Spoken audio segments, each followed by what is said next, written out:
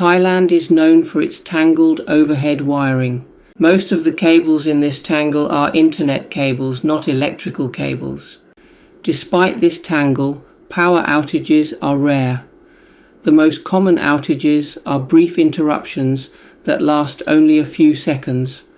We're used to it. Everything goes dark. You look around to see how much of the neighborhood is without power, and then the light comes back on.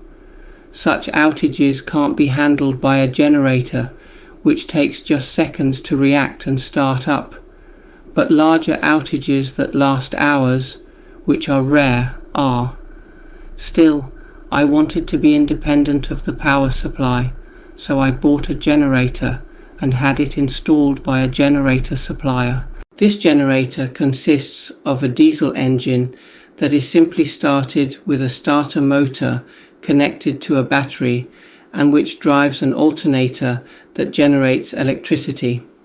An ATS control unit ensures that the system operates automatically.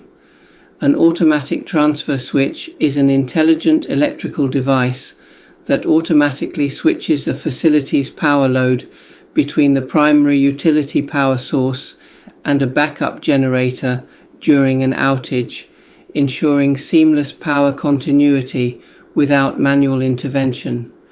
When the utility power fails, the ATS detects the failure, signals the generator to start, and then transfers the electrical load to the generator once it's stable.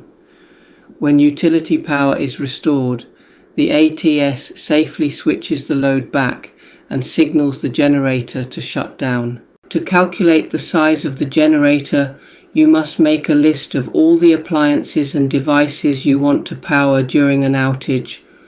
Then add up the running wattage of all the items on your list to get the total continuous power needed. Add about 20% to the total calculated wattage to ensure the generator can handle the load comfortably and high starting wattage requirement. In a house, the refrigerator and air conditioner require the most wattage. I found 10 kilowatts for our house. We show a test how it works.